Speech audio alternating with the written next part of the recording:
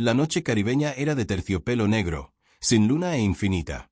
En algún lugar entre Cuba y la costa de Florida, en ese vasto tramo de agua abierta, donde las rutas de navegación se estrechan y las señales de satélite fallan, una pequeña luz naranja se mecía contra las olas. Dentro de la balsa salvavidas, la voz de un hombre se quebró por la baliza de emergencia. Mayday, Mayday. La marca de tiempo indicaba las 3:47 de la madrugada del 15 de mayo de 2017. Para cuando la Guardia Costera de un helicóptero lo avistó, una figura solitaria flotando en aguas internacionales, a 26 millas náuticas de las Bahamas. El catamarán en el que navegaba ya había desaparecido, al igual que su esposa. ¿Cómo desaparece una mujer de un barco de 40 pies en medio del océano, dejando atrás a un esposo que afirma haber dormido bajo cubierta? ¿Cómo se hunde un barco sin rastros de colisión, sin restos, sin testigos? La tripulación de la Guardia Costera que rescató a Louis Bennett de la vida. Esa mañana, la balsa no tenía respuestas, solo preguntas y una creciente inquietud que no se disiparía con el amanecer. Cuéntanos. ¿Desde dónde miras? ¿Alguna vez has confiado completamente en alguien solo para preguntarte si te equivocaste? Louis Bennett estaba temblando cuando lo subieron al helicóptero. Tenía la ropa mojada por la sal y la cara quemada por el sol. Y sin afeitar, con los ojos hundidos por lo que los rescatistas supusieron que era conmoción. Les dijo que su esposa, Isabella Hellman, había estado en el timón cuando bajó a dormir alrededor de las 8 de la tarde la noche anterior. La había dejado al mando del catamarán. El oleaje se dirigía hacia el verano desde Cuba hacia el norte, rumbo a los Cayos de Florida. El piloto automático estaba activado. El mar estaba en calma. Todo parecía rutinario. Luego, poco después de la medianoche, dijo que el barco chocó. Algo en la oscuridad. Se despertó con el violento temblor del impacto y el sonido del agua al entrar en los cascos. Cuando subió a la superficie, Isabella se había ido. Simplemente se había ido. La cubierta estaba vacía, las ruedas giraban libremente, la noche ofrecía sin explicación. La llamó por su nombre al viento. Buscó entre las sombras. Nada. El barco se inundaba rápidamente. Él no tuvo más remedio, dijo, que desplegar la balsa salvavidas, recoger lo que pudo y abandonar el barco. Activó su radiobaliza personal y esperó el rescate. Esa fue su historia. La Guardia Costera. Al principio le creyeron. En cuestión de horas, se puso en marcha una operación de búsqueda masiva. Las aeronaves recorrieron miles de kilómetros cuadrados de océano, buscando cualquier señal de Isabella. Las lanchas patrulleras peinaron las rutas de navegación. Los restos del naufragio del surf en verano fueron localizados flotando boca abajo a casi 50 kilómetros al oeste de la Bahamas. Sus cascos gemelos expuestos como el vientre de una ballena muerta. Pero Isabella estaba en ninguna parte. Su familia en Florida, reunida alrededor de un televisor en Delray Beach, veía las noticias aturdida. Incredulidad. La madre de Isabella, sus hermanas, su pequeña hija Amelia. Todas ellas aferradas a la esperanza de que, de alguna manera, contra todo pronóstico, había sobrevivido, que se aferraba a los restos, esperando ser encontrada. La costa. El portavoz de la Guardia intentó sonar optimista durante la rueda de prensa. Mencionó que Luis había informado. Isabella llevaba un chaleco salvavidas la última vez que la vio, lo que dio a los equipos de búsqueda motivos para creer que aún podría estar muerta. Vivo. Pero su voz tenía un matiz de duda. El océano es vasto. Las corrientes son rápidos y, para cuando comenzó la búsqueda, ya llevaba horas desaparecida. La búsqueda continuó durante 3 días. Helicópteros sobrevolaban las olas a baja altura. Barcos surcaban las aguas. Buceos inspeccionaron los restos. Encontraron efectos personales, dispositivos de flotación, bengalas de emergencia todavía selladas en su embalaje, pero ningún cuerpo, ninguna evidencia de Isabella. El 18 de mayo, la Guardia Costera canceló la búsqueda. La mejor amiga de Isabella habló con las noticias locales. Su voz quebrada. No se ven cosas así. Todos sabemos que algún día moriremos, pero esto es lo más extraño de todo. No puede terminar así. Necesitamos ayuda. Necesitamos que la gente siga compartiendo. Encuentra a Isabella. La súplica se volvió viral. Las redes sociales se llenaron de teorías, especulaciones y exigencias de respuestas. Pero Isabella seguía desaparecida. Y Louise Bennett, la última persona que la vio con vida, se convirtió en el foco de una búsqueda muy diferente. De vuelta en Delray Beach, agentes del FBI llamaron a la puerta del condominio de la pareja. Louise había regresado a Florida 2 días después. Su rescate. Y ahora los investigadores federales querían una segunda entrevista. Le pidieron que caminara por él. La línea de tiempo volvió a ser lenta, esta vez con más detalle. Él obedeció. Él e Isabella habían comenzado su luna de miel fue en San Martín, explicó. Luego, recorrieron Puerto Rico y otros puertos del Caribe antes de. Al llegar a Cuba, habían pasado el día 14 de mayo en Verado, un pueblo turístico en la costa norte de Cuba, y partió justo antes del atardecer alrededor de las 5:30 de la tarde. El destino era Cayo Hueso o Fort Lauderdale. Louise no fue específico. Puso el piloto automático en rumbo norte. Le dijo a Isabella que vigilara y lo despertara si algo parecía ir mal. Entonces, bajó a dormir. Esa fue la última vez que la vio. Alrededor de la medianoche, dijo que el barco chocó contra algo. No sabía qué. Corrió a la superficie. Isabella se había ido. El bote estaba haciendo agua. Pasó aproximadamente 45 minutos. Reuniendo sus pertenencias personales, documentos, aparatos electrónicos, ropa y cargándolos en la balsa salvavidas antes. Cortando la cuerda y alejándose del catamarán que se hundía. Los agentes del FBI tomaron notas. Le preguntaron por qué. No había buscado a Isabella, porque no había disparado bengalas, porque no había pedido ayuda por radio de inmediato. Louise dijo. Entró en pánico. Dijo que el barco se hundía rápidamente y temía ser arrastrado.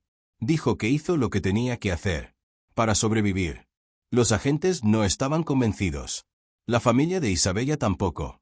Cuando Louise fue a recoger a su hija de 10 meses de la casa de la madre de Isabella, el encuentro se volvió amargo. La hermana de Isabella lo acusó. Directamente. «Mataste a mi hermana», gritó, con la voz destrozada por el dolor. Louise lo negó, con el rostro enrojecido, insistiendo en que no tenía nada que ver con la desaparición de Isabella. Pero la acusación quedó en el aire como humo. La madre de Isabella, aún aferrada a la esperanza de que su hija pudiera ser encontrada con vida, rompió a llorar. La policía. Habían sido llamados para supervisar el intercambio, anticipando problemas. Los oficiales se quedaron a la espera mientras Louise recogía las cosas de Amelia. Pañales, ropa, juguetes, y se fue. En cuestión de días, compró 2 billetes de ida al Reino Unido. Uno para él, uno para Amelia. Planeaba llevar a su hija al otro lado del Atlántico para vivir con sus padres en Inglaterra. Lejos de. El dolor y la sospecha que lo rodeaban en Florida hicieron que la familia de Isabella temiera no volver a ver a la niña nunca más. Pero antes de que Louise pudiera salir del país, el FBI hizo un descubrimiento que lo cambió todo.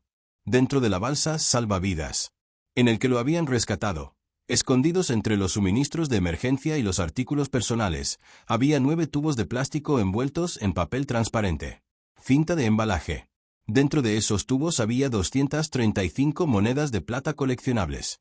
Su valor estimado superaba los $40,000 y no pertenecían a Louise Bennett. Habían sido robados. Isabella Hellman fue. Nació en 1982, hija de inmigrantes colombianos que cruzaron fronteras en busca del sueño americano. Sus padres se establecieron en Delray Beach, una ciudad costera donde las palmeras bordean los bulevares y la brisa del Atlántico lleva el aroma de sal y posibilidad. Trabajaban muchas horas, su padre en la construcción, su madre limpiando casas para darles 3 hijas, una vida que ellas mismas nunca habían conocido. Isabella era la más joven, la bebé de la familia, y, desde pequeña, irradiaba calidez. Sus amigos la recuerdan como la niña que siempre sonreía primero, que preguntaba cómo estaban haciendo y realmente escucharon la respuesta. Tenía un don para hacer que la gente se sintiera vista. En un mundo que a menudo se sentía indiferente, Isabella ofreció amabilidad sin esperar nada a cambio. Creció hablando español en casa y inglés en la escuela, moviéndose fluidamente entre 2 mundos. Sus padres le enseñaron a valorar a la familia por encima de todo. A trabajar duro para no olvidar nunca de dónde venía. Las cenas dominicales eran sagradas en casa de los Hellman. Un cono de rosas. Risas, historias contadas en Spanglish, el tipo de rituales que unen a una familia a través de las generaciones.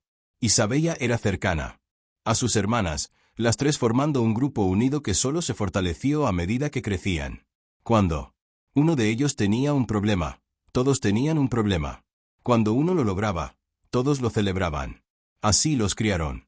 Así era Isabella.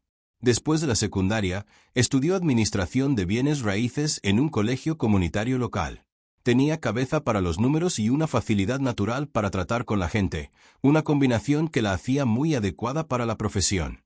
A mediados de sus 20 años, trabajaba como agente inmobiliario en Palm Beach, mostrando propiedades a clientes que iban desde familias jóvenes hasta jubilados que buscan un poco del sol de Florida. Ella no estaba la agente más llamativa de la oficina, pero confiable. Devolvía las llamadas con prontitud. Recordaba los cumpleaños. Trataba a cada cliente como si fuera importante, porque para ella lo era. Sus colegas notaron que ella forjaba relaciones, no solo transacciones. La gente confiaba en ella. Recomendaban a sus amigos. Volvían cuando necesitaban comprar o vender. De nuevo, la reputación de Isabella creció lenta y constantemente, como siempre ocurre con la confianza. Soñaba con darles a sus padres una vida mejor. Quería comprarles una casa con jardín donde su madre pudiera cultivar las hierbas y verduras que ella. Extrañaba a su padre de Colombia. Quería que se jubilara pronto y pasara sus días pescando en lugar de acarreando madera. Bajo el brutal sol de Florida. Ahorraba con esmero, trabajaba horas extras y aceptaba clientes difíciles que otros evitaban. Dinero no era el objetivo. La seguridad era la tranquilidad, la certeza de que su familia estaría bien. Ese era el objetivo de Isabella. Versión del éxito. Ella no buscaba el lujo. Buscaba la dignidad. A principios de 2016, Isabella se unió a un sitio de citas en línea. Tenía unos 30 años, estaba soltera y lista para conocer a alguien. La plataforma la emparejó con Louis Bennett, un ingeniero de minas británico-australiano con doble ciudadanía y gusto por la aventura. Su perfil lo describía como un marinero experimentado que había pasado años trabajando en proyectos mineros remotos alrededor del mundo. El mundo era seguro de sí mismo, bien vestido, mayor que Isabella por casi una década. Parecía estable, responsable, el tipo de hombre que sabía lo que quería. Se enviaron mensajes durante semanas antes de conocerse en persona. Y cuando finalmente lo hizo, Isabella sintió que algo cambiaba. Luis estaba atento. Le hizo preguntas sobre su familia, su trabajo, sus sueños. Parecía genuinamente interesado en su vida. Le contó sobre sus viajes, los países que había visitado. Vivían, los barcos en los que había navegado. La hacía reír. La hacía sentir especial. En cuestión de meses, eran inseparables. En verano, Isabella estaba embarazada. La noticia lo sorprendió a ambos. Pero Isabella lo aceptó. Siempre había querido niños. Y aunque el momento no era perfecto, ella creía que las cosas sucedían por algo. En julio de 2016, ella dio a luz a una niña a la que llamaron Amelia. La maternidad transformó a Isabella. Sus hermanas la vieron mientras ella vertía. Se dedicó a cuidar de esta pequeña vida, cantando canciones de cuna en español, quedándose despierta durante las noches sin dormir, maravillándose de cada hito. Estaba agotada y radiante a la vez. Le dijo a su madre que Amelia le había dado un nuevo propósito. Ya no solo trabajaba para sí misma. Estaba construyendo un futuro para su hija. En febrero de 2017, solo 7 meses después del nacimiento de Amelia, Isabella y Luis se casaron en una pequeña ceremonia. Fue una decisión práctica tanto como una romántica. Ya vivían juntos, criando un hijo juntos. El matrimonio parecía la siguiente opción lógica. Pasó. La familia de Isabella asistió, aunque algunos albergaban dudas en privado. Luis parecía encantador, pero había algo distante en él, algo que no podían nombrar. No compartió mucho sobre su pasado. Se desvió. Preguntas personales con bromas o respuestas vagas. Era cortés con los padres de Isabella, pero nunca los dejaba entrar del todo. Aún así, Isabella era feliz, y eso era lo que importaba. Su madre se guardó sus preocupaciones para sí misma. Sus hermanas hicieron lo mismo. Lo mismo. Querían creer que Luis era el hombre que Isabella vio cuando lo miró. 3 meses después de la boda, Luis Propuso una luna de miel tardía. Tenía un catamarán, surfeaba hasta el verano y quería llevar a Isabella a un crucero por el Caribe. Aventura en velero. Saldrían de San Martín, visitarían Puerto Rico, explorarían las islas y terminarían en Cuba antes de regresando a Florida. Sería romántico, prometió. Solo ellos dos, el océano abierto y el tipo de una libertad con la que la mayoría de la gente solo sueña. Isabella dudó al principio. Nunca había estado en un viaje en velero. Y dejar a Amelia por 2 semanas parecía imposible. Pero su familia la animó a irse. Ellos se encargarían de bebé. Se lo merecía. Le dijeron que había trabajado muy duro, que había dado tanto. Necesitaba tiempo para descansar, para reconectarse con su esposo, para recordar cómo se sentía ser más que un madre y agente inmobiliaria. Necesitaba volver a ser Isabella, aunque fuera por un rato. La mañana del 14 de mayo. Isabella llamó a su hermana desde el teléfono satelital a bordo del Surf Into Summer. Acababan de salir de Varadero, Cuba, y se dirigían de regreso a Florida. Isabella parecía cansada, pero contenta. Ella dijo que estaba deseando llegar a casa. Extrañaba a Amelia. Extrañaba a su familia. Extrañaba tierra firme. El océano era hermoso, pero también vasto y solitario de maneras que no había previsto. Le dijo a su hermana que la amaba. Dijo que la vería pronto. Esa fue la última conversación que cualquier miembro de la familia de Isabella tendría con ella. Menos de 12 horas después, se habría ido. Y el hombre con el que se casó, el hombre en quien confió su vida, estaría. El único que queda para contar la historia de lo que sucedió en las oscuras aguas entre Cuba y su país. Los agentes del FBI registraron la balsa salvavidas de Louis Bennett. No buscaban un tesoro. Documentaban pruebas y catalogaban todo lo que había rescatado del catamarán que se hundía. Procedimiento estándar en el caso de una persona desaparecida. Pero cuando desenvolví esos 9 tubos de plástico y las monedas de plata se derramaron sobre la mesa de examen, la investigación se desplazaron. No eran recuerdos. Eran evidencia de otro crimen. Las monedas fueron fotografiadas inmediatamente. Y sus datos se registraron en bases de datos federales.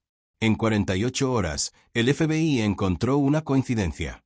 La colección pertenecía a el propietario del yate, llamado Robert, cuyo barco, el Kitty R., había sido robado un año antes mientras estaba anclado en San Martín. Robert había denunciado el robo a las autoridades locales en mayo de 2016, enumerando entre los artículos robados una valiosa colección de monedas de plata raras que había acumulado durante décadas. La pérdida lo había devastado, no solo financieramente, pero personalmente. Esas monedas representaban años de coleccionismo cuidadoso, de búsqueda en ventas de propiedades y subastas, de construyendo algo significativo pieza por pieza. Y ahora, increíblemente, habían resurgido en la balsa salvavidas de un hombre, cuya esposa acababa de desaparecer en el mar. El FBI investigó más a fondo. ¿Quién tenía acceso a Kitty R. cuando fue asaltada? La respuesta hizo que los investigadores revisaran los registros de empleo y los manifiestos de la tripulación. En mayo de 2016, Louis Bennett trabajaba como marinero en una tripulación de gestión de yates en St. Martín.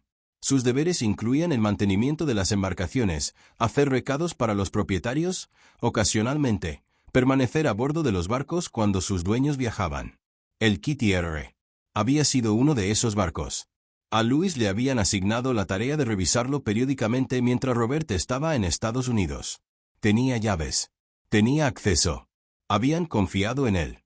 Y según los informes policiales, fue el propio Louis quien llamó robo, alegando que llegó una mañana y encontró la cabaña saqueada y las monedas desaparecidas. Había interpretado el papel del empleado preocupado perfectamente, incluso presentando la denuncia y hablando con los investigadores. Pero ahora, un año después, esas mismas monedas estaban en su posesión, cuidadosamente envueltas y guardadas en una balsa salvavidas junto con raciones de emergencia y equipo de navegación. Las implicaciones eran imposibles de ignorar. Los agentes federales contactaron a Robert y lo enviaron fotografías de las monedas recuperadas. Las identificó de inmediato. Algunas tenían marcas distintivas. Otras eran raras. Años de acuñación que había buscado específicamente. No había duda de que estas eran sus monedas. Pero eso no fue todo lo que encontró el FBI. Cuando los agentes registraron el condominio que Isabella y Luis habían compartido en Delray Beach y descubrieron 162 monedas adicionales, escondido en un armario. Y en el asiento trasero del Mercedes de Isabella, dentro de un sobre Manila, encontraron $10,000 en efectivo. Los billetes estaban nuevos, secuenciales, retirados recientemente. Luis inicialmente afirmó que el dinero eran ahorros, pero el banco, los registros contaban una historia diferente. El dinero provenía de la venta de partes de la colección de monedas robadas a lo largo de. Durante los meses anteriores había estado liquidando lentamente sus bienes robados, convirtiendo cuidadosamente la plata en dinero para gastar. La pregunta que los investigadores afrontaban ahora era más oscura que el robo. ¿Había descubierto Isabella lo que había hecho su marido? ¿Se había enfrentado a él durante su viaje de luna de miel en algún lugar entre Cuba y Florida, en la privacidad de mar abierto, donde no hubo testigos? Y si los hubo, ¿qué pasó después? Louis Bennett fue arrestado el 2 de junio de 2017, menos de 3 semanas después de la desaparición de Isabella. El cargo fue transporte de propiedad robada a través de fronteras internacionales. No es asesinato, ni homicidio involuntario, solo el único delito que los fiscales federales pudieron probar sin lugar a dudas. Él fue detenido sin derecho a fianza. Se consideró que corría riesgo de fuga dada su doble ciudadanía y su reciente intento de salir del país con su hija pequeña. Luis contrató a un abogado defensor, un hombre elegante de Miami que inmediatamente se puso a trabajar, construyendo una narrativa. Sí, su cliente poseía monedas robadas. Sí, eso era lamentable, pero el robo y la desaparición de Isabella no estaba relacionada. Una trágica coincidencia. El abogado argumentó que Luis había rescatado las monedas de el catamarán que se hundía porque eran valiosos, porque estaba en pánico porque la gente en crisis no piensa racionalmente. En cuanto a Isabella, Luis mantuvo su inocencia. Amaba a su esposa. La había buscado. Había hecho todo lo que pudo. El océano se la había llevado, no a él. Pero entonces Luis hizo algo que cambió la opinión pública. En octubre de 2017, apenas 5 meses después de la desaparición de Isabella, sus abogados solicitó al Tribunal de Sucesiones del Condado de Palm Beach que declarara legalmente muerta a Isabella. La ley de Florida exige una sentencia de 5 años. Periodo de espera antes de que se puedan hacer tales declaraciones, en ausencia de evidencia contundente de muerte. Luis no tenía tal evidencia. No. Cuerpo, sin testigos, sin pruebas más allá de su propio testimonio de que Isabella se había pasado de la raya. Sin embargo, quería que la declararan. Murió inmediatamente para poder acceder a su patrimonio. El condominio que compartían estaba a su nombre, también en Mercedes. Así que, eran sus cuentas bancarias y pólizas de seguro de vida. Si Isabella estuviera legalmente muerta, todo pasaría. Luis como su cónyuge superviviente. Lo heredaría todo. El juez que presidía el caso, un veterano del Tribunal de Familia, que había visto todas las variedades de codicia humana, se mostró abiertamente escéptica. Cuestionó al abogado de Luis durante la audiencia. Su tono agudo. La mayoría de la gente espera lo máximo posible antes de declarar muerto a un ser querido. Se aferran a la esperanza. Quieren. Creo que la persona podría estar viva. ¿Por qué tanta prisa? Solo han pasado 5 meses. El abogado de Luis intentó manipular. Lo consideraba práctico. La pareja tenía deudas, explicó. Las facturas se acumulaban. El condominio estaba vacío. Impuestos prediales sin pagar. El coche se depreciaba en un aparcamiento.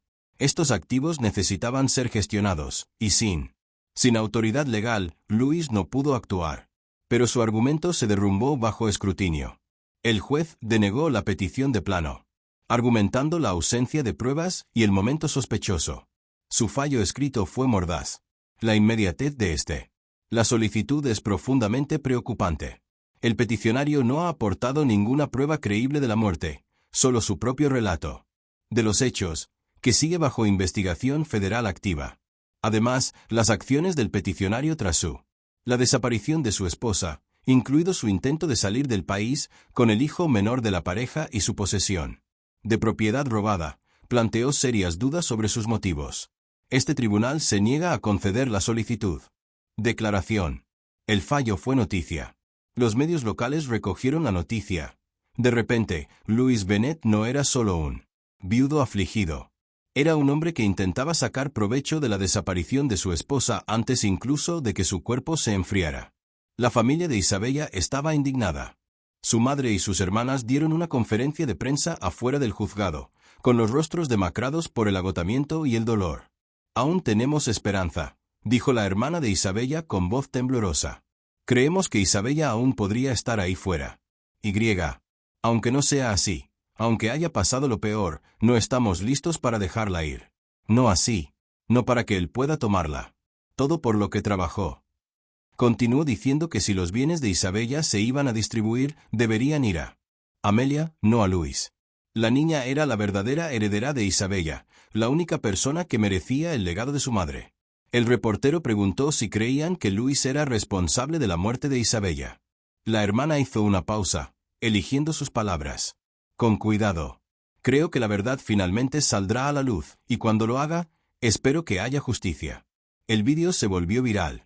Las redes sociales estallaron en especulaciones. Los foros sobre crímenes reales analizaron cada detalle del caso. Detectives aficionados investigaron, a través de registros marítimos, informes meteorológicos y los antecedentes de Louis, buscando inconsistencias.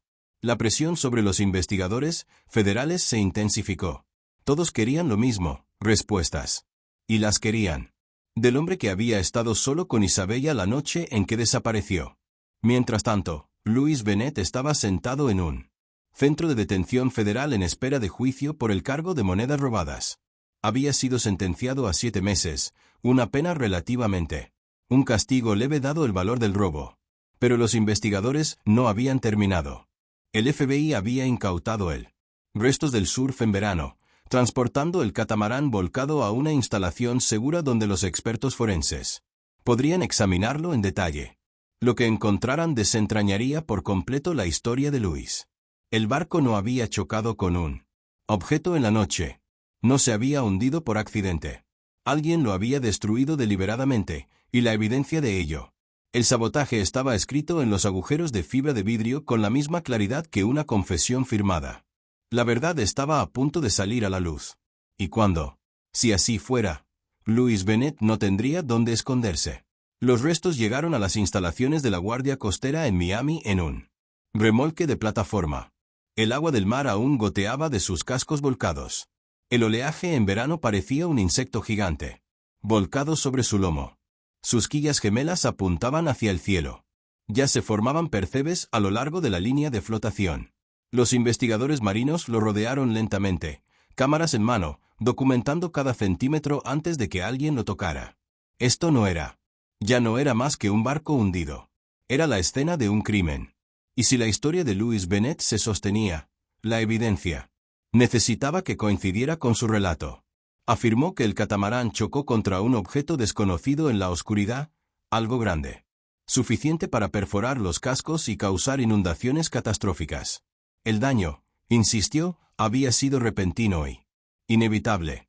Pero cuando los investigadores comenzaron su examen, encontraron algo completamente distinto. Algo que convirtió la sospecha en certeza. Los agujeros estaban demasiado limpios. Ese fue el primer problema. 2 perforaciones separadas, una en cada casco, colocado casi idénticamente en lados opuestos del buque.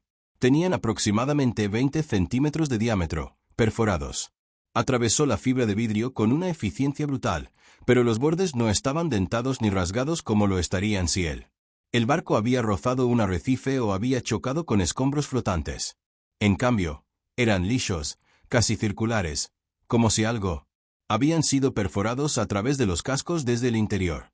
La especialista forense marina doctora Elena Cross, quien había pasado 2 décadas mientras analizaba accidentes de embarcaciones para la Guardia Costera, se paró al lado del casco de estribor y trazó el pinchazo con sus guantes.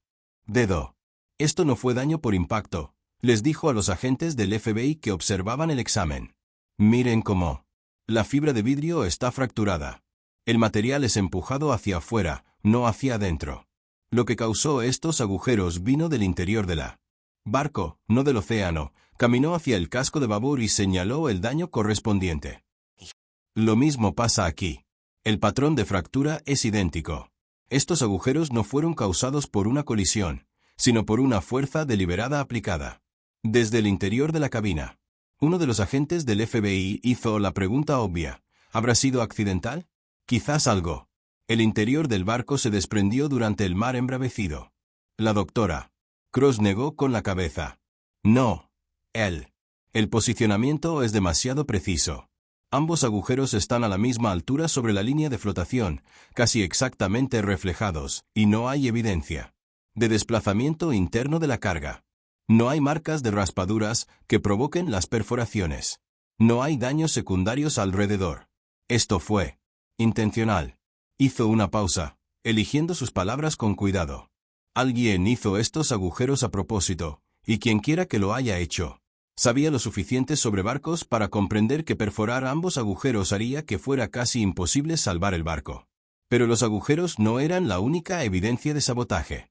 A medida que los investigadores examinaban más de cerca el catamarán volcado, descubrieron que ambas escotillas de escape, pequeños portales estancos ubicados debajo de la línea de flotación en cada casco, se habían abierto deliberadamente. Estas escotillas están diseñadas solo para uso de emergencia, lo que permite a los miembros de la tripulación escapar de un buque volcado o que se hunde. En circunstancias normales, permanecen sellados. Abrirlos mientras. Si el barco está boca arriba y en el agua, se produciría una inundación inmediata, vertiendo agua de mar directamente en los espacios de la cabina. Sería un suicidio para la nave. Sin embargo, ambas escotillas estaban abiertas, con los sellos rotos y los mecanismos liberados. Doctor Cross se agachó junto a una de las escotillas y apuntó con su linterna al oscuro interior. Una vez abiertas estas escotillas, te has comprometido a hundirte, explicó. El barco se llena de agua más rápido de lo que cualquier bomba podría manejar. Incluso con las perforaciones del casco, el oleaje en verano podría haberse mantenido a flote si estas escotillas hubieran permanecido cerradas. Los daños habría sido manejable. Pero abrirlos es un punto sin retorno. El FBI trajo a un segundo experto marítimo. La abogada Joan Foster, especializada en reconstrucción de accidentes náuticos, había testificado en docenas de casos relacionados con hundimientos sospechosos de embarcaciones, fraude de seguros y homicidio marítimo. Foster estudió las fotografías de los daños y revisó los hallazgos de la doctora Cross antes de entregar su evaluación. Esto no fue un accidente, dijo rotundamente. La evidencia física cuenta una historia clara. Alguien perforó ambos agujeros desde adentro. El barco abrió las escotillas de escape para acelerar la inundación. Fue un hundimiento deliberado. La única pregunta es, ¿por qué? La respuesta parecía obvia para los investigadores. Louis Bennett necesitaba que su esposa desapareciera y necesitaba una historia de portada plausible. Un trágico accidente en el mar, un barco que choca contra un objeto en la noche, un marido desesperado que no puede salvar a su esposa. Fue el crimen perfecto. Sin testigos, sin cadáver, solo la palabra de un viudo afligido contra el océano vacío. Pero había otras inconsistencias, pequeños detalles que no coincidía con la narrativa de Louis. La Guardia Costera había recuperado la balsa salvavidas con todo el equipaje de Louis Bis cuidadosamente empacado. Pertenencias dentro. Bengalas de emergencia aún selladas en su embalaje impermeable. 14 galones de agua fresca. Mucho más de lo que una persona necesitaría para una deriva corta. Una radiobaliza que se había activado, pero solo después de que Louis. Ya en la balsa, el equipo de navegación, la ropa, incluso un tarro de crema de cacahuete y un pequeño juego de té que había comprado en Cuba. Era el kit de supervivencia de alguien que planeaba abandonar el barco, no la bolsa de sorpresas de un hombre presa del pánico, huyendo de un barco que se hundía en plena noche. Joan Foster lo señaló en su informe. Si el barco estaba. Si la inundación se hubiera producido tan rápidamente como afirmó el señor Bennett, no habría tenido tiempo de reunir todos estos artículos. Ciertamente, no habría tenido tiempo de empaquetarlos cuidadosamente en tubos impermeables y cargarlos en una balsa salvavidas. Esto sugiere premeditación. Sabía que iba a hundir el barco. Se preparó para ello. Luego estaba al teléfono satelital. Louis afirmó que él e Isabella habían estado navegando desde Cuba a Florida, un viaje que los llevaría a través del océano abierto, lejos, desde las torres de comunicación costeras. Cualquier marinero experimentado que hiciera ese viaje activaría su teléfono satelital antes de salir del puerto. Es un protocolo básico de seguridad. Sin embargo, Louis no había activado su teléfono satelital hasta que ya estaban en Cuba el 14 de mayo, pocas horas antes de que Isabella desapareciera. Lo mismo ocurrió para su radiobaliza personal o PLB, un dispositivo que envía una señal GPS de emergencia. Señala a las autoridades de rescate. Louis no había registrado su PLB hasta que llegaron a Verado. El FBI consultó con expertos en seguridad marítima que confirmaron que estos retrasos eran muy inusuales. No se espera hasta el último tramo de un viaje transnacional para activar su equipo de emergencia. Un experto explicó, lo haces antes de partir. El primer puerto, por lo que está cubierto durante todo el viaje. El hecho de que el señor Bennett esperara sugiere que no quería ser rastreables durante las primeras partes del viaje. Solo activó estos dispositivos cuando supo que los necesitaría. Rescatado. La cronología preocupó a los investigadores por otra razón. Louis afirmó que había bajado a cubierta a dormir alrededor de las 8 de la tarde del 14 de mayo, dejando a Isabella al timón. Dijo que se despertó poco después de la medianoche cuando el barco chocó contra un objeto. Pero el registro de la Guardia Costera mostró que la baliza de emergencia de Louis no se activó hasta casi 4 de la madrugada del 15 de mayo, lo que dejó un espacio de varias horas sin contabilizar. ¿Qué ocurrió durante ese tiempo? Si el barco hubiera chocado contra algo alrededor de la medianoche y se estuviera inundando tan catastróficamente como Louis describió, por qué tardó 4 horas en pedir ayuda. ¿Y por qué durante esas 4 horas no disparó ni un solo tiro? Hizo una sola llamada por radio o intentó buscar a su esposa desaparecida. El informe de Fousters fue condenatorio. Una persona razonable, al descubrir que su cónyuge ha desaparecido y que su barco se está hundiendo, inmediatamente intentarían rescatarlos. Dispararían bengalas para marcar su posición. Pedirían ayuda por radio. Registrarían él. El señor Bennett no hizo nada de esto. En cambio, dedicó el tiempo a empacar sus pertenencias y preparándose para abandonar el barco. Este comportamiento es incompatible con alguien que cree que su cónyuge está en peligro. Es consistente con alguien que sabe que su cónyuge ya está muerto. El FBI también examinó el comportamiento de Louis en las horas y días después de su rescate. Su primera acción al llegar a la costa no había sido ayudar en la búsqueda de Isabella. Había contactado a la Guardia Costera y solicitado un certificado de defunción presunta.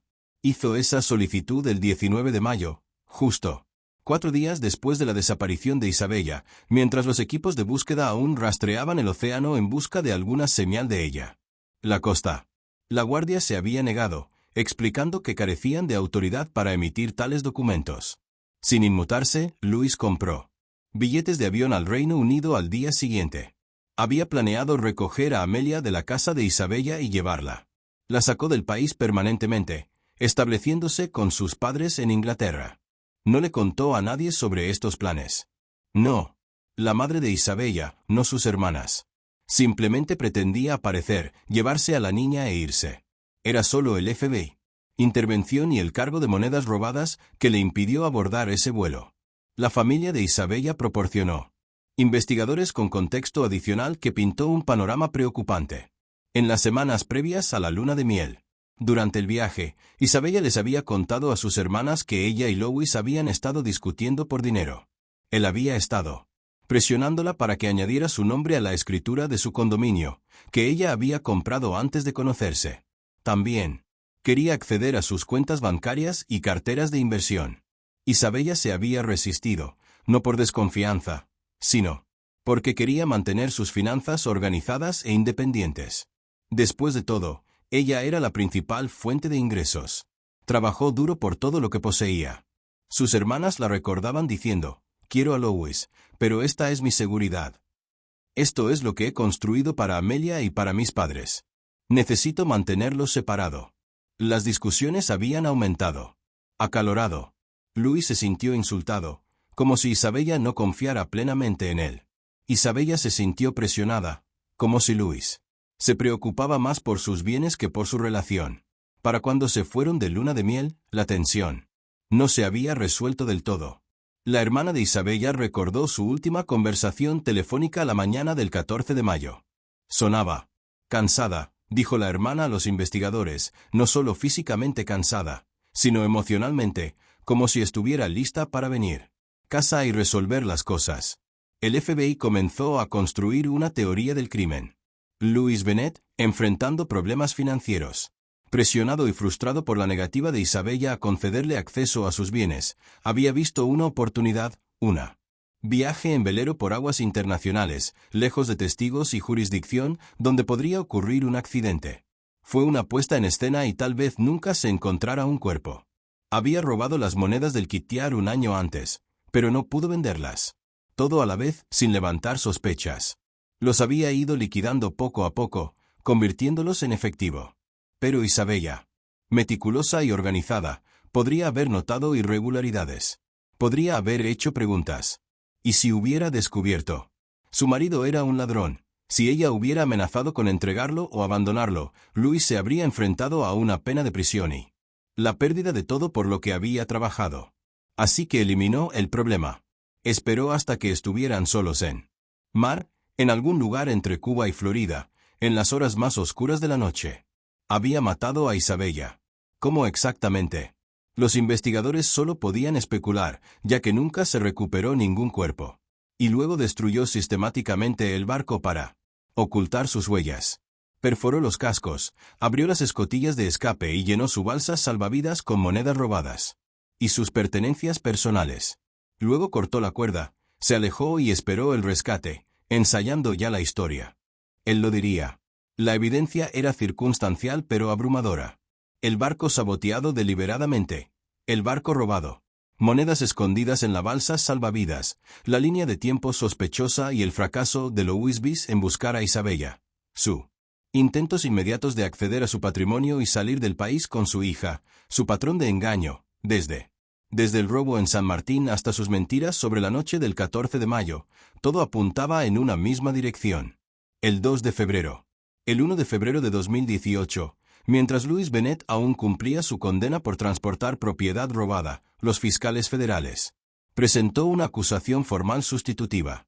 El cargo fue asesinato en segundo grado. La desaparición de Isabella Hellman ya no era. Se consideró un accidente. Fue un homicidio. Y el hombre que decía amarla, el hombre en quien había confiado ahora se acusaba a Life de quitársela. El caso estaba a punto de entrar en su fase final. Y para la familia de Isabella, la larga espera por justicia casi había terminado. La acusación federal cayó como un rayo. Los equipos de noticias llegaron al juzgado de Miami donde Louis Bennett sería procesado por cargos de homicidio en segundo grado. Asesinato. La familia de Isabella estaba sentada en la primera fila de la galería, con las manos juntas y los rostros contraídos por la agotamiento por 18 meses de espera. En el fondo, sabían lo que le había sucedido a Isabella. Ahora el gobierno lo decía oficialmente. Su hija, su hermana, había sido asesinada por el hombre que había prometido amarla y protegerla. Afuera, los reporteros se apiñaban, con sus cámaras enfocadas en el juzgado. Entrada. Cuando Louis fue conducido al interior esposado y con un mono naranja, su expresión era indescifrable.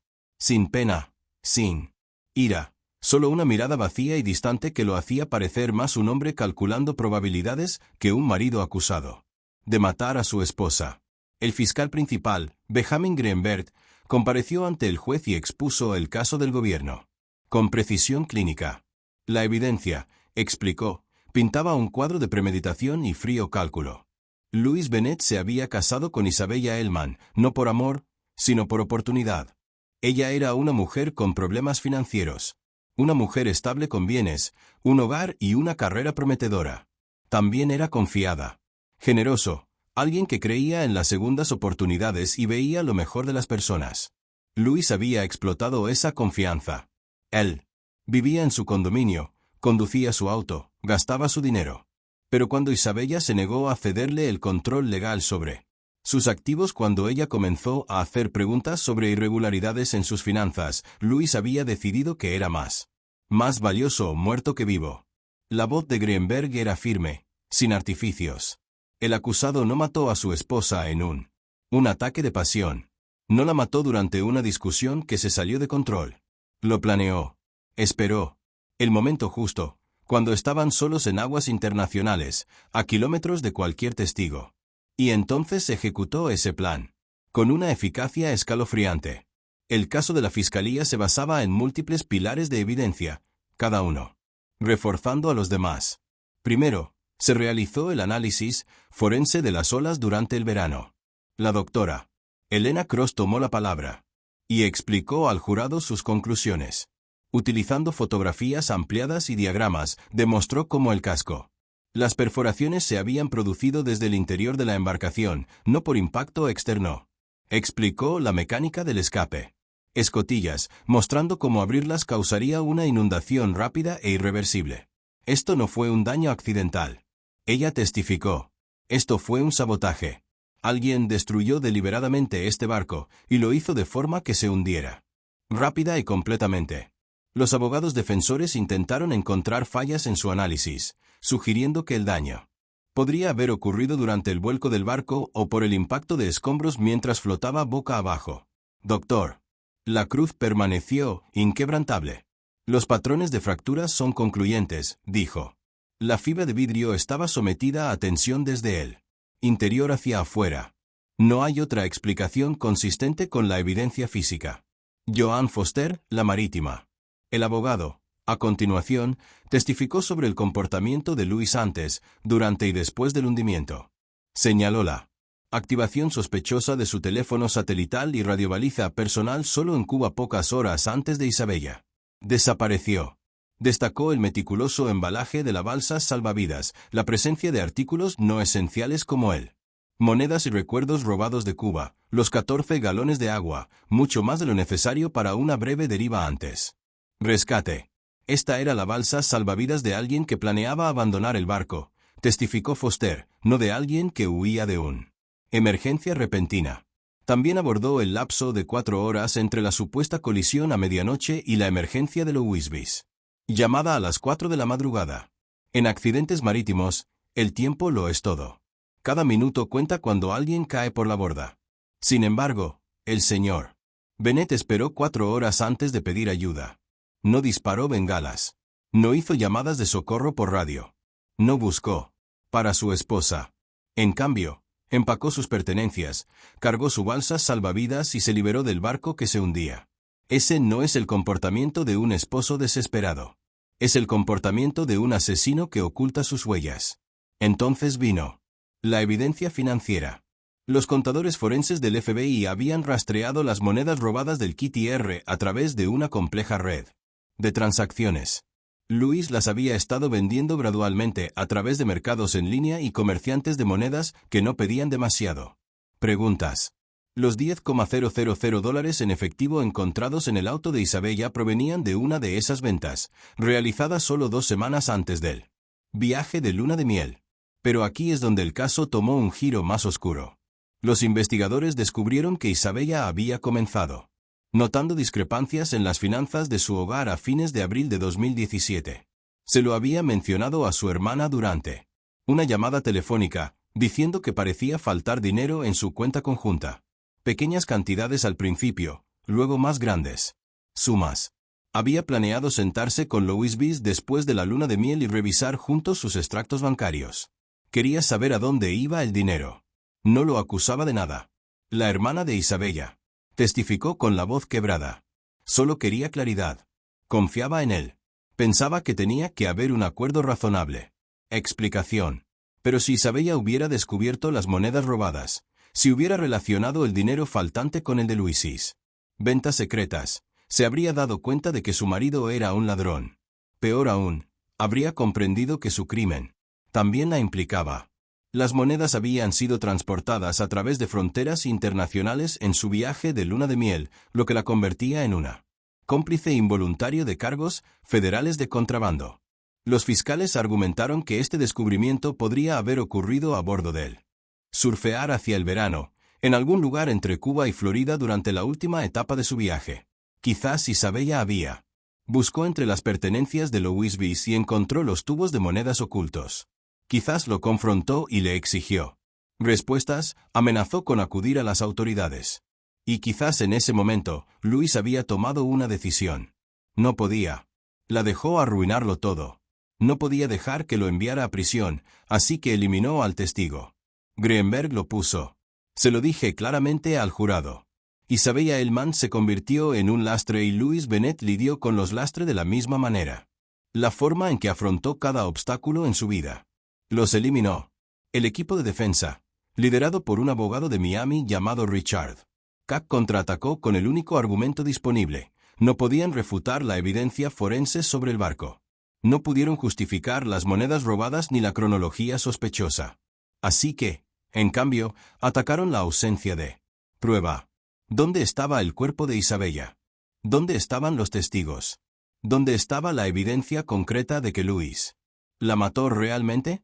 Todo lo que presentó la fiscalía fue circunstancial, argumentó Kac. Sí, Louis se había comportado de forma sospechosa. Sí, había tomado malas decisiones. Sí, había estado en posesión de bienes robados. Pero ninguno de eso se demostró que había cometido asesinato. El gobierno quiere que creas que, porque mi cliente hizo algunas cosas malas, debe haber hecho esto terrible. Eso es una cosa, dijo Kac al jurado durante las declaraciones iniciales. Pero querer que alguien sea culpable y demostrar que lo es son dos estándares muy diferentes. El caso de la fiscalía se basa en suposiciones e inferencias, no en hechos. No pueden mostrarte cómo murió Isabella. No pueden mostrarte dónde murió. Ni siquiera pueden probar definitivamente que ella está muerto. Lo único que pueden demostrarle es que mi cliente sobrevivió a un accidente marítimo y tomó decisiones cuestionables. Después, fue una defensa débil y todos en la sala lo sabían. Pero Kac apostaba a que al menos un miembro del jurado tendría dudas razonables. Se esforzaría por condenar a un hombre por asesinato sin un cuerpo, sin testigos oculares, sin prueba absoluta. La fiscalía, anticipándose a esta estrategia, trajo a más peritos para subsanar cualquier deficiencia. Un especialista en rescate marítimo testificó sobre las tasas de supervivencia de las personas que caen por la borda en mar abierto durante la noche. Sin chalecos salvavidas, sin rescate inmediato, las posibilidades de supervivencia se redujeron a casi cero en cuestión de horas. El océano, la temperatura, las corrientes, la oscuridad, todo eso jugaba en contra de Isabella. Incluso, si se hubiera caído por la borda accidentalmente, como afirmó Louis, habría muerto rápidamente. Pero el especialista fue más allá. Si alguien hubiera caído por la borda, si hubiera sido un accidente real, habríamos. Se esperaba encontrar algún rastro de ellos durante la búsqueda. Una prenda de ropa, un zapato, algo. La Guardia Costera. Registraron miles de kilómetros cuadrados. No encontraron nada. Eso me sugiere que la víctima nunca entró al agua. La ubicación que informó el señor Bennett. Probablemente ya estaba muerta antes de que el barco se hundiera. Testigos de carácter pintaron dos retratos contrastantes. La familia y los amigos de Isabella describieron a una mujer cariñosa, responsable y dedicada a su hija. Hablaron de su ética de trabajo, sus sueños de darles a sus padres una vida mejor, su entusiasmo por maternidad. Varios de ellos mencionaron que Isabella parecía preocupada en las semanas previas a la luna de miel, que había. Expresó su preocupación por su matrimonio, pero esperaba que el viaje les ayudara a reconectarse. Un amigo testificó que Isabella había dicho, solo necesito pasar estas vacaciones y luego resolveremos las cosas. La implicación era, claro, Isabella había planeado abordar sus problemas matrimoniales después de regresar a casa. Nunca había tenido la oportunidad. Por el contrario, los testigos de Louis fueron escasos. Sus padres comparecieron por videoconferencia desde Inglaterra, describiendo a su hijo como un ingeniero trabajador que había viajado por el mundo por su carrera. Pero incluso ellos parecían inciertos, sus testimonios vagos e incómodos. Cuando se le preguntó sobre la relación de Louis con Isabella, su madre dudó. Parecía feliz, dijo finalmente. Al menos eso creía. El juicio duró 3 semanas. Todos los días, la madre de Isabella se sentaba en el mismo asiento, con una fotografía de su hija prendida en la solapa. Todos los días. Louis miraba al frente, sin mostrar emoción alguna. Y cada día, el peso de la evidencia se acumulaba como agua en un naufragio. El jurado se enteró del sabotaje deliberado del catamarán. Se enteraron del robo de monedas y las mentiras que Louis había dicho. Se enteraron de sus intentos de declarar muerta a Isabella para poder heredarla. Activos.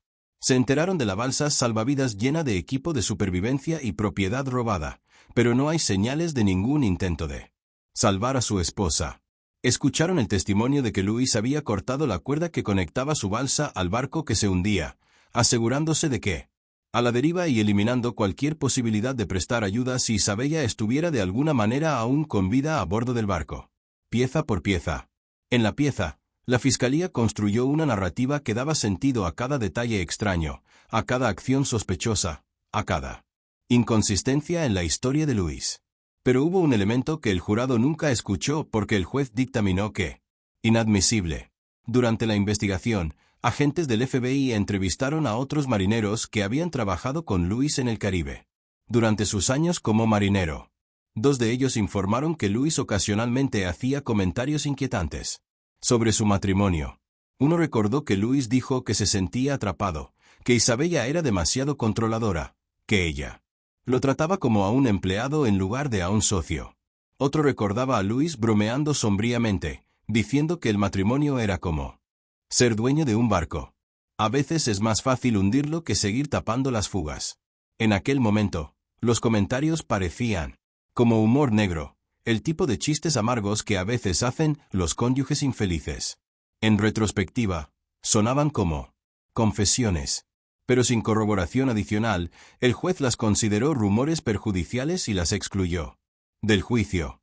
El jurado tendría que decidir basándose en la evidencia física, el cronograma y la opinión del acusado. Acciones. Tendría que ser suficiente. A medida que el juicio avanzaba hacia los alegatos finales, una tensión silenciosa se apoderó de la familia de Isabella. Sabía que las condenas en casos de asesinato sin antecedentes penales eran poco frecuentes. Sabían que estrategia, por lo que dudar, exigir pruebas absolutas, recordar a los jurados que están siendo. Se les pidió que condenaran sin la única prueba que lo confirmaría todo. Podría funcionar. Habían venido, hasta ahora, ha soportado 18 meses de investigación y maniobras legales, solo para enfrentarse a la posibilidad de que Luis quede libre. Por la noche, la madre de Isabella rezaba, no por venganza, sino por la verdad, por algún reconocimiento de que la vida de su hija había importado, que su muerte no había sido en vano, que el hombre responsable rendiría cuentas. Ella oró por Amelia, que estaba creciendo sin su madre, que un día haría preguntas sobre lo que pasó y merecía una respuesta honesta. Respuestas. Y oró pidiendo fuerza porque sabía que, sin importar lo que decidiera el jurado, Isabella nunca volvería. Casa. El océano la había retenido. Lo único que podían esperar ahora era justicia. El jurado deliberó durante 2 días, 48 horas durante las cuales la familia de Isabella apenas durmió. Apenas comían, apenas hablaban. Se reunieron en la sala de conferencias de un hotel cerca del juzgado, esperando la llamada que los convocaría de nuevo. La madre de Isabella estaba sentada junto a la ventana, con las cuentas del rosario moviéndose entre sus dedos, sus labios, formando oraciones silenciosas en español. Sus hijas se turnaban para caminar de un lado a otro, revisar sus teléfonos y mirar la televisión, sin realmente verlo. Les habían dicho que un veredicto rápido generalmente favorecía a la fiscalía. Los jurados que creía que la evidencia no necesitaba mucho tiempo para ser discutida. Pero a medida que las horas se alargaban hacia un segundo día, la duda se apoderó de mí. ¿Estaban discutiendo? ¿Alguien se resistía? ¿Había funcionado la estrategia de CAC? La incertidumbre era casi peor que la espera misma. En la mañana del tercer día, llegó la llamada. El jurado había llegado a un veredicto. La sala del tribunal se llenó rápidamente. Todos los asientos estaban ocupados. Los periodistas se alineaban en la pared del fondo con cámaras y cuadernos listos. Luis estaba. Lo trajeron luciendo más delgado que antes, con el uniforme de prisión colgando suelto. Se sentó junto a sus abogados y miró fijamente la mesa frente a él, con la mandíbula apretada y las manos cruzadas. Cuando el jurado entró, nadie lo miró. Esa fue la primera señal. Los observadores de juicios experimentados saben que los jurados evitan el contacto visual con los acusados. A punto de condenar. Es un gesto subconsciente, una forma de gestionar la culpa por el veredicto que están dictando. El 4 mujeres, una maestra de escuela de mediana edad de Coral Gables, se pusieron de pie cuando el juez les preguntó si habían llegado a una decisión unánime. Decisión. Tenemos, su señoría. El secretario tomó el papel doblado y se lo entregó al juez, quien lo leyó en silencio antes de, devolviéndolo. El acusado se pondrá de pie. Luis estaba flanqueado por sus abogados. Por primera vez desde él comenzó el juicio, la emoción se reflejó en su rostro. No exactamente miedo, sino algo cercano a la resignación. Sabía lo que venía. Sobre el cargo de asesinato en segundo grado por la muerte de Isabella Hellman, ¿cómo se encuentra? La voz de las 4 mujeres era firme. Declaramos culpable al acusado. La sala del tribunal estalló. La madre de Isabella se desplomó en los brazos de su hija, sollozando con alivio y dolor entrelazados. Los periodistas corrieron hacia las salidas para presentar sus historias. La jueza ordenó el orden, su voz cortando el caos. Luis permaneció inmóvil como si el veredicto aún no se hubiera registrado. Sus abogados le pusieron las manos sobre los hombros. Uno le susurró algo al oído. Asintió levemente, pero no dijo nada. En cuestión de minutos, los faraones se lo llevaron. La condena fue una victoria, pero se sentía incompleta. Todavía no había cuerpo, ni cierre, ni tumba donde Isabella. La familia podía dejar flores y despedirse. Pero entonces ocurrió algo inesperado. Algo que transformaría.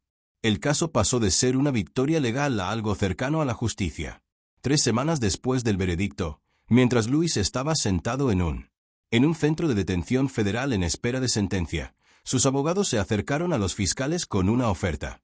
Luis quería, para llegar a un acuerdo, se enfrentaba a una posible cadena perpetua por asesinato en segundo grado. Y aunque su condena fue sólidas, las apelaciones podrían prolongarse durante años. La defensa lo sabía. La fiscalía lo sabía. Así que Cac propuso un acuerdo de culpabilidad. Luis se declararía culpable de homicidio voluntario en lugar de asesinato, aceptando una sentencia de 8 años a cambio de renunciar a su derecho a apelar. Y había una condición más. Él renunciaría a todos los derechos sobre el patrimonio de Isabella. Todos sus bienes, el condominio, el auto, sus cuentas bancarias, su seguro de vida iría directamente a un fondo fiduciario para Amelia. Luis no recibiría nada. Greenberg consultó con la familia de Isabella antes de responder a la oferta. Se reunieron en su oficina, el mismo sala donde se habían reunido por primera vez con los fiscales 18 meses antes, cuando la investigación apenas comenzaba. Necesito, para que entiendan lo que esto significa.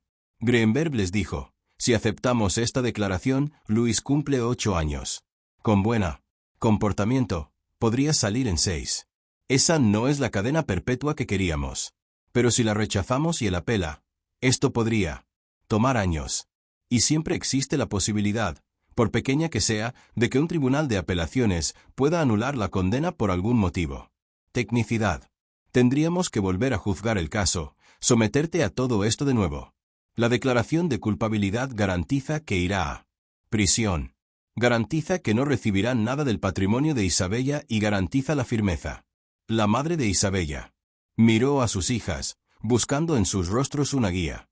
Finalmente, la hermana mayor habló. ¿Tendrá que decir qué? ¿Lo hizo? ¿Tendrá que admitirlo?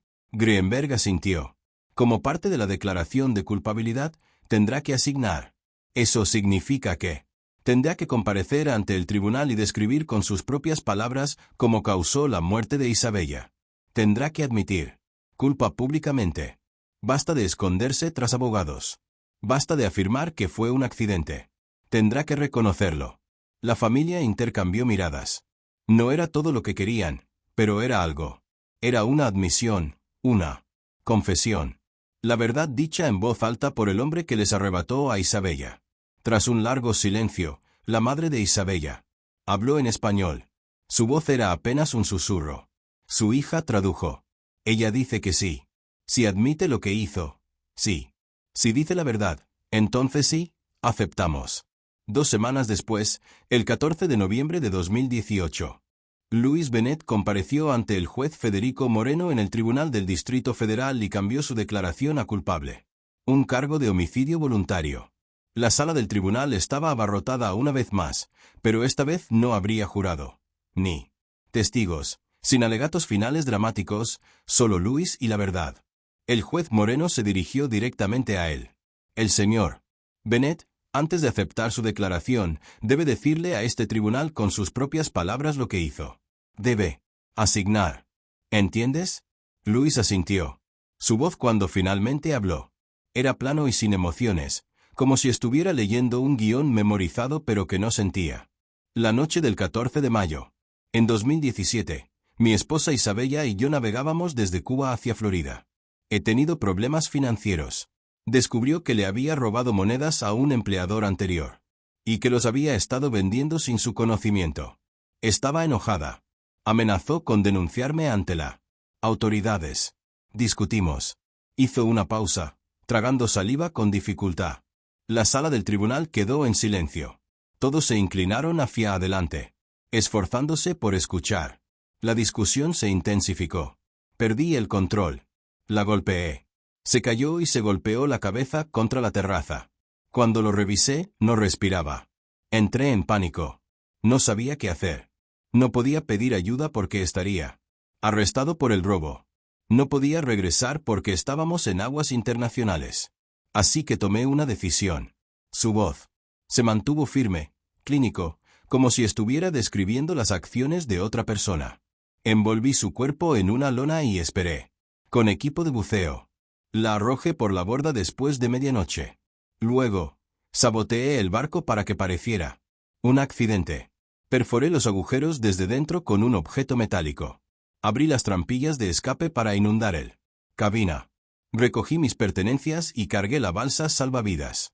Luego activé mi baliza de emergencia y esperé. Rescate. Le dije a la guardia costera que Isabella había desaparecido, que no sabía qué le había pasado, pero que lo sabía. Lo supo todo el tiempo. El silencio que siguió fue absoluto. La familia de Isabella se quedó paralizada, con lágrimas corriendo por sus rostros. Lo sabían, por supuesto, lo sabían desde el principio. Pero al oír a Luis decirlo, al oírlo describir cómo había matado a su hija, a su hermana, y luego había arrojado su cuerpo al océano como basura, lo que hizo que una pesadilla real de una forma nunca antes vista. El rostro del juez Moreno era de piedra. Señor Bennett, ¿entiende qué? Al declararse culpable de homicidio voluntario, usted admite que causó ilegalmente la muerte de Isabella. ¿Hellman? Sí, su señoría. ¿Y entiende que está renunciando a su derecho a un juicio, a su derecho a apelar y su derecho a reclamar algo sobre los bienes de la señora Hellman? Sí, su señoría. Y lo hace voluntariamente con total conocimiento de las consecuencias. Sí, su señoría. El juez se recostó, observando a Luis durante un largo rato. Luego habló. Su voz lleva el peso del juicio. Señor Bennett, este tribunal ha presidido muchos casos difíciles, pero pocas cosas han implicado una crueldad tan calculada. No mataste a tu esposa en un momento de pasión. Te deshiciste de su cuerpo de una manera diseñada para asegurar que nunca sería encontrada, nunca sería recuperada, nunca sería enterrada por los familia que la amaba. Les robaste no solo la vida de Isabella, sino también la posibilidad de llorarla como es debido. Tú les negó el cierre. Y luego intentó sacar provecho de su muerte reclamando sus bienes y tomando su hija fuera del país.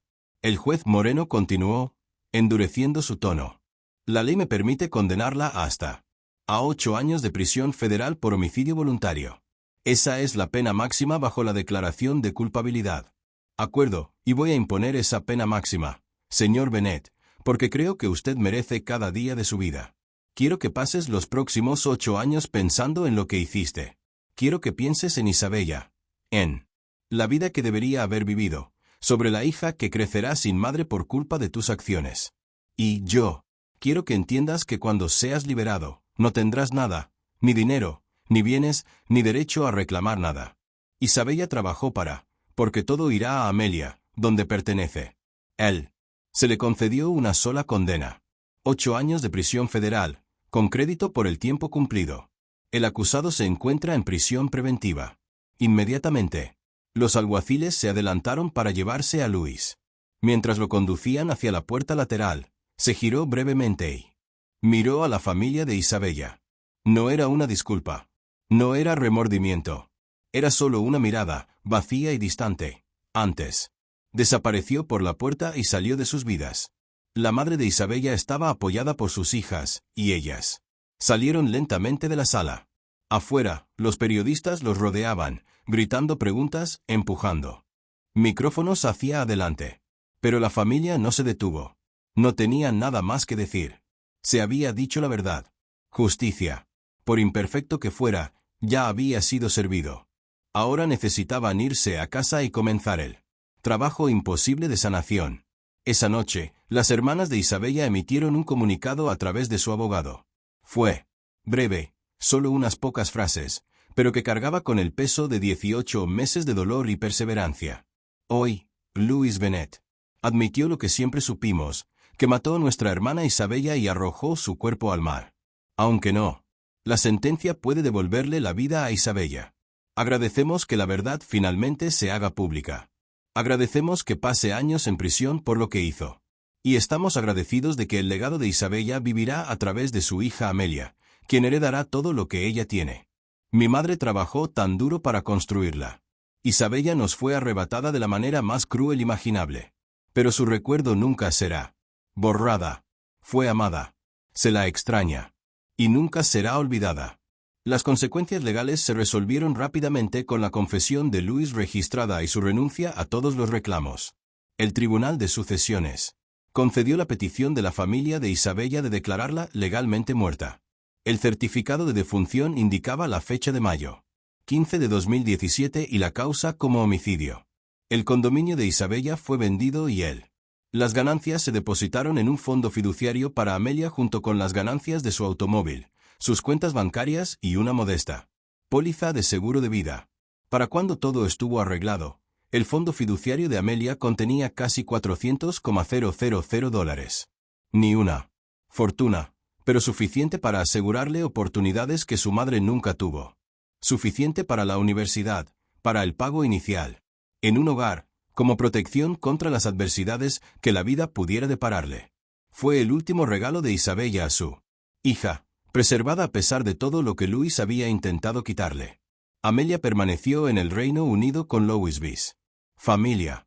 Inmediatamente después de la condena, se discutió su posible regreso a Florida a su abuela materna y sus tías. Pero después de mucha negociación y consulta legal, ambas familias acordaron que desarraigar a la niña de nuevo causaría más daño que bien. Tenía casi 3 años para entonces, establecida en Inglaterra, unida a sus abuelos paternos. Los padres de Louis, devastados por los crímenes de su hijo. Sin embargo, amaban a su nieta. No eran responsables de lo que Louis había hecho. Simplemente eran personas que intentaban cuidar a una niña atrapada en medio de una tragedia. Así que se llegó a un acuerdo. Amelia se quedaría en Inglaterra. Pero la familia de Isabella tenía videollamadas regulares y visitas anuales. Las familias compartían fotografías, actualizaciones, hitos. Amelia crecería conociendo ambos lados de su herencia, entendiendo que provenía de personas que la amaba, aunque vivieran a un océano de distancia. La primera visita ocurrió 6 meses después de la sentencia de Louis's. La madre y las hermanas de Isabella volaron a Londres y luego condujeron hacia el norte, hasta el pequeño pueblo donde vivían los padres de Louis's. Al principio fue incómodo, las dos familias lidiando con el dolor, la culpa y la ira en una pequeña sala de estar tomando té, galletas. Pero cuando Amelia entró en la habitación, todo lo demás se desvaneció. Se parecía mucho a Isabella, la misma. Cabello oscuro, los mismos ojos brillantes, la misma sonrisa rápida. La madre de Isabella sostuvo a su nieta por primera vez en casi 2 años y lloró. Pasaron una semana juntos llevando a Amelia a parques y áreas de juego, leyéndole cuentos, enseñándole palabras sencillas en español. Las hermanas de Isabella le mostraron fotografías de su madre y le contaron historias sobre la mujer que nunca recordaría. Tu mamá te quería tanto, le decían. Quería que tuvieras una hermosa vida, y nos vamos a asegurar de que así sea. Cuando terminó la visita y tuvieron que despedirse, fue desgarrador. Pero volverían. Siempre volverían. En prisión, Louis Bennett era un recluso modelo. Trabajaba en la biblioteca de la institución, reservada, evitó problemas. Nunca habló públicamente sobre el caso, nunca concedió entrevistas. Nunca expresó remordimiento más allá de la asignación de prefunter que le había dado en el tribunal. Para los demás reclusos, él simplemente era otro tipo cumpliendo condena. Poco destacable y olvidable. Rara vez recibía visitas. Sus padres vinieron 2 veces en primer año, luego se detuvo. Las visitas eran demasiado dolorosas, demasiado llenas de recriminaciones tácitas. Les encantaba su hijo, pero no podían perdonarle lo que había hecho. Con el paso de los años, Louis se convirtió en un fantasma en su propia vida, cumpliendo su condena en silencioso anonimato, contando los días hasta su liberación. Entonces, Amelia sería una adolescente. Sabría la verdad sobre su padre. Sabría lo que le había hecho a su madre. Si ella querría volver a verlo, seguía siendo una pregunta abierta, una pregunta que Louis tendría que afrontar cuando llegara el momento. La familia de Isabella creó sus propios rituales de conmemoración. Cada año, el 15 de mayo, se reunían en la playa en Del Ray, el mismo tramo de arena donde Isabella solía caminar con sus hermanas cuando eran pequeñas. Encendieron velas y los puso en el agua en pequeños barquitos de papel, viendo cómo la corriente los arrastraba. No era una tumba, pero era un lugar para llorar, un lugar para recordar. Contaban historias sobre Isabella, divertidas, tristes, el tipo de historias que mantienen viva a una persona en la memoria incluso cuando su cuerpo ya no está. Le hablaban como si pudiera oírlos, poniéndola al día. El progreso de Amelia, noticias familiares, los pequeños triunfos y tragedias de la vida cotidiana. Te extrañamos, dijeron al océano. Siempre te extrañaremos. Y a veces, cuando el viento soplaba a favor y las olas golpeaban suavemente la orilla, casi parecía que ella estaba allí con ellas. El caso de Isabella Hellman se convirtió en una historia con moraleja. Estudiada en facultades de Derecho y cursos de seguridad marítima, demostró los desafíos de el procesamiento de homicidios sin fundamento, la importancia de las pruebas forenses y las formas en que los perpetradores intentan explotar la evidencia. Inmensidad del océano para ocultar sus crímenes. Pero para quienes conocieron a Isabella, nunca se trató de una cuestión legal, precedente o técnica de investigación. Se trataba de una mujer que había trabajado duro, amado profundamente y confiado en el hombre equivocado. Persona. Se trataba de la negativa de una familia a dejarla en el olvido. Su determinación de buscar justicia incluso cuando las probabilidades parecían imposibles. Y se trataba de una niña que crecería sabiendo que su madre había sido extraordinario, que su familia había luchado por ella. Y esa verdad, no importa cuánto tiempo lleve, siempre encuentra una camino a la superficie. Como las velas de Isabella en el agua, como la evidencia que no se hundía, como el recuerdo que se negó a morir. Hay cosas que no se pueden ahogar. Hay cosas que no permanecerán enterradas. Y al final, incluso el océano tiene que revelar sus secretos. Isabella Hellman desapareció el 15 de mayo de 2017, en algún lugar entre Cuba y la costa de Florida. Su cuerpo nunca fue recuperado, pero su historia y la verdad de cómo murió perdurará. La justicia llegó tarde, pero llegó.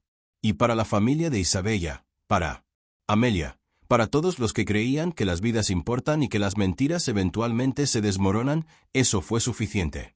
No un cierre. Quizás, pero suficiente.